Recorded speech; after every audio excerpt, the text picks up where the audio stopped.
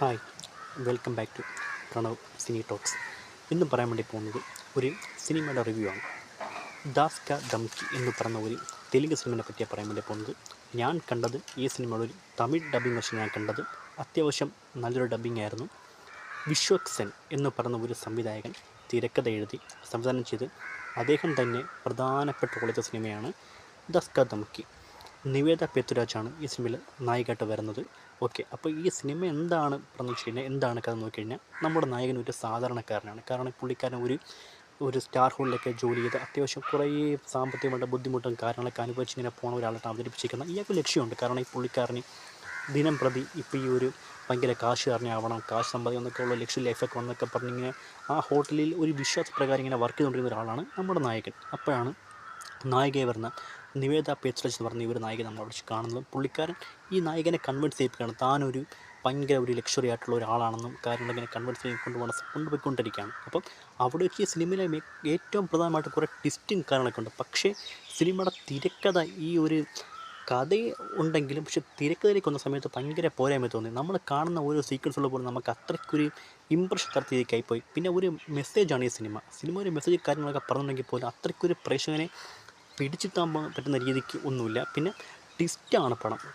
Over ട്വിസ്റ്റും കാരണം കൊണ്ടുവന്ന പടം ഒരു ഇതിലേക്ക് പോകുന്നുണ്ടെങ്കിൽ പോലും തിരക്കഥയുടെ ഒരു അഭാവം ഈ പടത്തെ നന്നായിട്ട് ബാധിക്കുന്നുണ്ട്. പിന്നെ വരുന്ന ക്യാരക്ടേഴ്സൊക്കെ സൂപ്പറാണെങ്കിൽ പോലും സിനിമയ്ക്ക് ആദ്യത്തെ ക്യാരക്ടേഴ്സാണ് വന്നുകൊണ്ടിരിക്കുന്നത്. പക്ഷേ ഒരു ഒരു ദൗർബല്യം എന്ന രീതിക്ക് നോക്കുകയാണെങ്കിൽ തിരക്കഥ ഒരു ഭയങ്കര ഫ്ലോപ്പായിരുന്നു. കാരണം ആ ഒരു പ്രശ്നം കൊണ്ട് മാത്രം സിനിമയുടെ ഒരു ചലനങ്ങളെയും മുന്നോട്ട് പോകുന്ന ഒരു കാര്യങ്ങളൊക്കെ നന്നായിട്ട് ബാധിക്കുന്നുണ്ട്. ഭയങ്കര ലാഗാണ് പടം എന്ന് വെച്ച് കഴിഞ്ഞാൽ.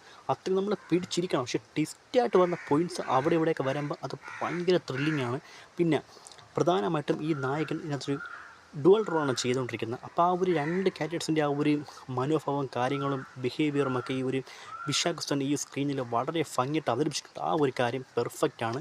വിശാഖ് സെൻ എന്ന് പറയുന്ന ഒരു നായകൻ്റെ ഒരു പെർഫോമൻസ് ബേസ് നമുക്ക് കാണാൻ വേണ്ടി പറ്റും. പിന്നെ നായകട്ടുന്ന നിവേദ പേത്രാജ് ആണെങ്കിൽ ഇതിൻ്റെ സ്റ്റോറി എലമെൻ്റാണ് ഈ ഒരു പടത്തിൻ്റെ പല ടേൺ ഓവറിൽ പോലും നിവേദ പേത്രാജിൻ്റെ ഒരു പ്രസൻസും കാര്യങ്ങളൊക്കെ ഭയങ്കരമായിട്ട് വരികയാണ്. നമുക്ക് ഈ സിനിമയിൽ ഞാൻ നേരത്തെ പറഞ്ഞ ട്വിസ്റ്റാണ്. കാരണം ഇപ്പോൾ ഒരു ട്വിസ്റ്റ് ഉണ്ടായിക്കഴിഞ്ഞാൽ അതൊരു ട്വിസ്റ്റ് നമ്മൾക്ക് എക്സെപ്റ്റ് ചെയ്യാൻ വേണ്ടി പറ്റാത്ത രീതിക്കാണ് ഓരോ കാര്യങ്ങളിങ്ങനെ പൊയ്ക്കൊണ്ടിരിക്കുന്നത്. അപ്പം നമ്മൾ പ്രതീക്ഷിച്ചതിലപ്പുറം ഭയങ്കര ട്വിസ്റ്റിംഗ് ആയിട്ട് ഈ പടം ഇങ്ങനെ പൊയ്ക്കൊണ്ടിരിക്കുകയാണ്. പിന്നെ അത് മാത്രമല്ല, ഈ ഒരു സിനിമയിലെ ഏറ്റവും വീക്ക് പൊസിഷൻ നോക്കിക്കഴിഞ്ഞാൽ അത് ഈ ഒരു തിരക്കഥയാണ്. പക്ഷേ നല്ലൊരു കഥയിനെ അവർ എടുത്ത രീതി വെച്ച് നോക്കാൻ നേരത്ത് കുറച്ചുകൂടെ ഒന്ന് ഉഷാറാക്കി എടുക്കാമായിരുന്നു തോന്നിപ്പോയി. കാരണം നമുക്ക് എക്സ്പെക്റ്റേഷൻ ലെവൽ കൂടുതലാണ്. കാരണം നമ്മൾ ഓരോ സീക്വൻസ് കാണുമ്പോഴും ഭയങ്കര ത്രില്ലിംഗ് ആയിരിക്കും എന്നൊക്കെ പറഞ്ഞിരിക്കും. പക്ഷേ അവിടെയൊക്കെ വമ്പൻ ഈ പെർഫോമൻസ് ബേസിലും തിരക്കഥയിൽ ഭയങ്കര നിരാശയാണ് നമുക്ക് ഈ സിനിമ തന്നുകൊണ്ടിരിക്കുന്നത്. പക്ഷേ വരുന്ന ഒരു തിരക്കഥ മോശമാണെങ്കിൽ പോലും ട്വിസ്റ്റ് അപാരം തന്നെയാണ്. നമുക്ക് ഒരു കണ്ടിരിക്കാം. നമുക്ക് ഈ സിനിമ നമുക്ക് ഫ്രീ ടൈമിലൊക്കെ അത്യാവശ്യം എൻജോയ് ചെയ്തൊക്കെ കാണാൻ വേണ്ടി പറ്റിയ സിനിമയാണ്. ഓവർ എക്സ്പെക്റ്റേഷൻ ഇല്ലെങ്കിൽ ഇപ്പോൾ നമുക്ക് ഈ സിനിമ കാണാൻ വേണ്ടി പറ്റും എന്നുള്ള ഒരു ഇതുണ്ട്. പിന്നെ ക്ലൈമാക്സോടെ അടുക്കാൻ നേരത്തെ പടത്തിൻ്റെ ഒരു കുറച്ചൊക്കെ നമുക്കൊരു രോമാഞ്ചിഫിക്കേഷൻ തന്ന രീതിക്കുള്ള ഒരു മേക്കിംഗ് കാര്യങ്ങളൊക്കെ സംവിധായകൻ കൊണ്ടുവരാൻ വേണ്ടി ശ്രമിക്കുന്നുണ്ട്. പിന്നെ ട്വിസ്റ്റ് അവിടെ ഇവിടെയൊക്കെ പ്ലേസ് ചെയ്യുന്നതും നന്നായിരുന്നു. പിന്നെ ഒരു ഒരു മണിയാണ് ഇതിനകത്തുള്ള ഏറ്റവും വലിയ ഒരു കാട്ടുന്നത്. പണത്തിൻ്റെ ഒരു ഉപയോഗം, ആവശ്യകത, അതും ഏതൊക്കെ രീതിക്കാണ് നമുക്കൊരു മനുഷ്യനെ സമീപിക്കുന്നതെന്നും അതിൻ്റെ എന്തൊക്കെയാണ് ഒരു മനുഷ്യൻ്റെ ആവശ്യകത എന്നൊക്കെ വളരെ വ്യക്തമായിട്ട് കാണിക്കുന്ന സിനിമയും കൂടെയാണ് ദാസ് ക ദംകി. ഈ ഒരു സിനിമ തിയേറ്ററിലൊക്കെ അത്യാവശ്യം വിജയമായില്ലെങ്കിൽ പോലും നമുക്ക് കണ്ടിരിക്കാമെന്നുള്ളതേ പറയാൻ വേണ്ടി പറ്റൂ. പിന്നെ പ്രധാനമായിട്ട് ഈ സിനിമയിൽ ആണെങ്കിൽ ഇതിൻ്റെ ഒരു രണ്ടാം ഭാഗത്തിനും കൂടെ ഒരു സ്കോപ്പുള്ള കണക്കാണ് സംവിധായകൻ നടത്തുന്ന അവസാനത്തെ ഒരു 5 മിനിറ്റ് ഈ സിനിമ ഒരു നോക്കിക്കാണുന്ന ഒരു നമുക്ക് സെക്കൻഡ് പാർട്ടിന് വേണ്ടി വെയിറ്റ് ചെയ്യാതിരിക്കുന്ന പറ്റുന്ന ഒരു എലമെൻറ്റ് കാണിക്കുന്ന ആ ഒരു എലമെൻറ്റ് മാത്രം ഈ സിനിമയുടെ ഒരു ഹൈലൈറ്റാണ്. നമ്മൾ അവസാനം വരെ ഒന്ന് കാണണം ഈ സിനിമ. അപ്പോൾ മാത്രം നമുക്ക് രണ്ടാം ഭാഗത്തിൻ്റെ ഉള്ള ഒരു ആകാംക്ഷ, ഒരു കട്ട വെയിറ്റ് എന്നൊക്കെ പറഞ്ഞിരിക്കും നമുക്ക് ഈ സിനിമ കൊണ്ട് നമ്മളെ മാറ്റത്തുള്ളൂ. അപ്പോൾ ആ ഒരു കാര്യം വെച്ച് ദാസ് ക ദംകി നമുക്കൊരു ഫ്രീ ടൈമിലൊക്കെ നമുക്ക് കാണാൻ പറ്റിയ പടമാണ്. ഓവർ ഇത് ഈ ഒരു പ്രതീക്ഷയും കാര്യങ്ങളൊന്നും വേണ്ട. അത് വിട്ട് കഴിഞ്ഞാൽ പടം സൂപ്പറാണ്. നമുക്ക് കാണാൻ വേണ്ടി പറ്റും. അത്യാവശ്യം ഫൺ എലമെൻറ്റൊക്കെ നിങ്ങൾ തമിഴ് വെർഷൻ കാണുകയാണെങ്കിൽ നിങ്ങൾക്ക് ഫൺ എലമെൻറ്റൊക്കെ അത്യാവശ്യം ഇതാവും. നമുക്ക് തെലുങ്ക് പൊതുവെ നമുക്ക് ആർക്കും അറിയത്തില്ല. എന്നിട്ട് ആ ഒരു കാര്യം വെച്ച് തെലുങ്ക് വെർഷൻ ഡൗൺലോഡ് ചെയ്യാൻ വേണ്ടി നിൽക്കേണ്ട. തമിഴ് വെർഷൻ ടെലിഗ്രാമിലേക്ക് അവൈലബിൾ ആണ്.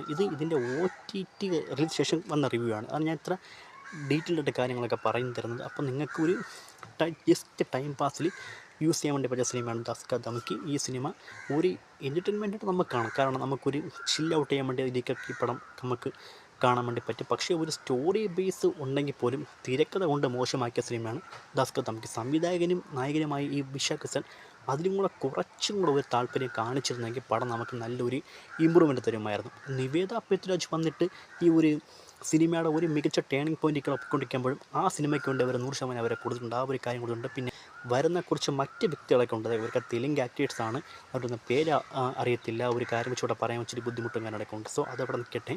എന്നിരുന്നാലും ഈ പറഞ്ഞ വ്യക്തിയുടെ പെർഫോമൻസ് ബേസിൽ ഇവർ ഈ സിനിമയെ അവർ മികച്ച സിനിമയ്ക്ക് മാറ്റാൻ ശ്രമിച്ചിരുന്നു. പക്ഷേ തിരക്കഥയിലേക്ക് വന്ന സമയത്തുണ്ടായ ദൗർബല്യം കൊണ്ട് പടത്തിൻ്റെ ഒരു മുന്നോട്ടുള്ള പോക്കിനെ അത് സാരമായിട്ട് ബാധിച്ചിട്ടുണ്ട്. കഥ ഓക്കെ, തിരക്കഥ മോശമായി പോയതാണ് ഏറ്റവും വലിയ പ്രശ്നം. എന്നിരുന്നാലും നമുക്ക് ജസ്റ്റ് ഒന്ന് കണ്ടിരിക്കാം, ഒരു ടൈം പാസ് രീതിക്ക് കണ്ടിരിക്കാൻ പറ്റിയ സിനിമയാണ് ദാസ് കാ ദംകി. അപ്പം നിങ്ങൾക്ക് ഈ ഒരു സിനിമ കാണാൻ താല്പര്യമുണ്ടെങ്കിൽ നിങ്ങൾക്ക് ടെലിഗ്രാമിലേക്ക് അവൈലബിൾ ആണ്, പോയി ചെക്ക് ചെയ്യുക, കാണുക.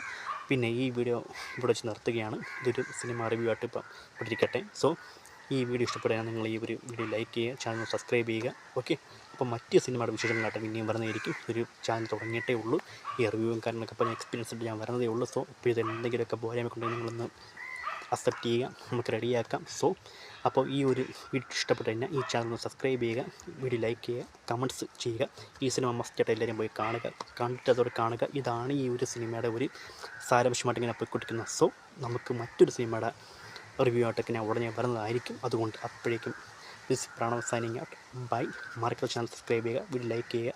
മറ്റ് അപ്ഡേറ്റ് കാര്യങ്ങളും സിനിമ വിശേഷങ്ങളൊക്കെ ഞാൻ വരുന്നതായിരിക്കും. ഓക്കെ, അപ്പോൾ ബൈ.